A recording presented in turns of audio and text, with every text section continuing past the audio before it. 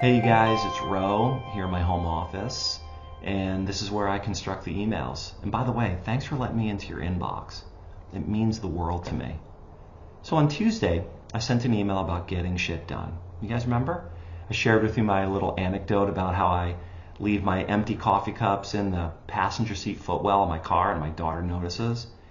And I shared with you some of the responses that I got, and they were pretty heartfelt. One guy hadn't called his sister in 2 years, called her, had a 2-hour conversation. Another gentleman has been wanting to clean his garage out and finally did it, and his wife noticed. But in all the 3 cases, my case and the 2 other cases, we felt liberated by getting shit done.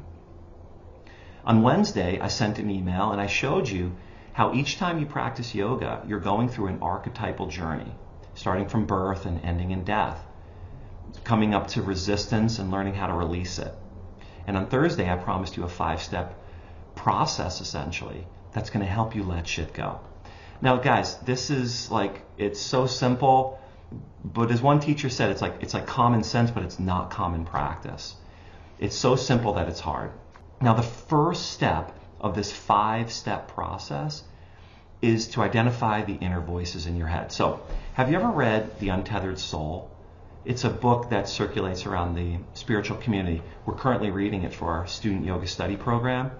Now, in the book, the author Michael Singer gives you an exercise, and I'm going to share it with you right now. It's a simple one. What you want to do is say hello to yourself in your mind. You can close your eyes or keep your eyes open. Just say hello to yourself. Okay, so you're not saying hello, but you're saying it in your mind. You got it? Now say it again. This is the first step. Now scream it to yourself. Okay?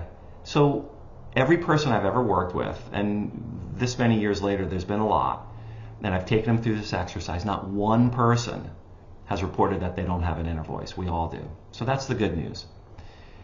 The other news that I want to share with you guys is that you've got the inner voice, which is voluntary. You can say anything to yourself. You could say, I love you. You can also say, F you. I'd rather you not say F you. I love you is a good one. But the voices are also involuntary. And these involuntary voices, according to psychologists, come from some time in our childhood. And here's the good news. They're there to protect us.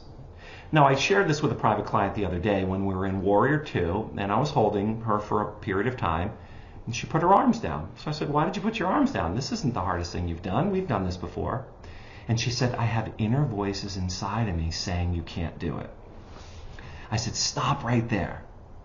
Your inner voices, that involuntary voice, that child voice, whatever you want to call it, is actually trying to protect you because you're being challenged. Now, the inner voice, the unconscious, the shadow, whatever you want to call it, it doesn't really know the difference between a real danger, someone with a knife to your throat, an intruder outside, or a thought, or a challenging physical yoga pose. But this is the opportunity.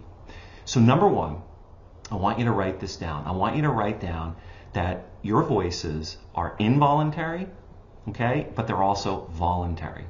Go ahead and do that now. Okay, so the second step, and this is important, and I did this recently with a private client, you have to thank the voice. Because if the voice is there to protect you and you're safe, wouldn't gratitude go a long way? Yeah, it would. Thank you. But here's what I want you to do. I want you to say your name. So when I encounter voices like that, I say, Ro, I love you. Thank you for trying to keep me safe. But I'm a grown-up now. I'm a big boy. I can do this.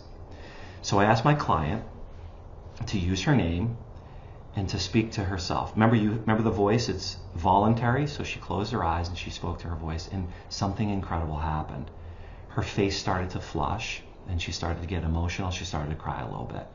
It was a pretty amazing moment. Okay, now once you establish the inner voice, you can identify it, and you're grateful for it when it comes up in any challenge. Okay, now that we understand that we have voluntary voice and involuntary voice, let's start to think about the things that we want to get done, the actual shit you want to get done. Now, Tony Robbins has a saying. He calls it, reduce it to the ridiculous. In other words, if you want to get in shape, Rather than saying you have to go get a gym membership, just do 5 push-ups. Just walk around the block. Reduce it to the ridiculous. Just get up and, stretch. Start small. Let's just say you want to publish a book. Write the first chapter. Let's just say you want to clean the garage. Why don't you start with just one thing? Like go get one box, put it in the back of your car. The box that you've been meaning to take to Goodwill. Start small, reduce it to the ridiculous. Now, let's just say it's a bigger task, like getting to a yoga class. When you get to your yoga class, when you start to get after the things that you need to do, you guys, you're gonna get scared. The voice is gonna come up. But remember, you gotta do it anyway. This is where courage comes.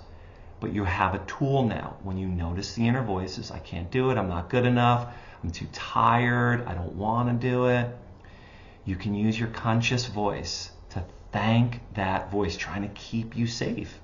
And you're gonna have to do it anyway. It's the only way. As one teacher put it, the only way out of it is through it. Now, like when I cleaned up my car, like when the gentleman called his sister, like when the other guy cleaned his garage, there was a sense of liberation. You're like, yeah, I did it. Remember what I wrote about in the Tuesday email? Thinking about something is always more challenging than doing it. That's the liberation. Once you get over the hump and once you do it, you've got to celebrate. You've got to write it down and you have to feel the liberation. All right, so those are the 5 steps. Number 1, notice the voluntary and involuntary voice. Number 2, when it comes up, thank it. Sincerely thank it. It's trying to keep you safe. Number 3, you've got to reduce it to the ridiculous. If it's a really big project, do something small. Get it done. Number 4, you're gonna be scared. It most likely will trigger something in you, but you gotta do it anyway. And number 5, once you complete it, notice the liberation. That's it. 5 simple steps, something you probably already know.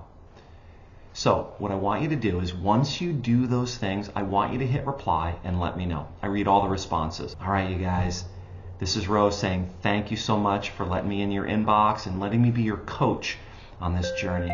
Can't do without you. Love you guys. We'll talk soon.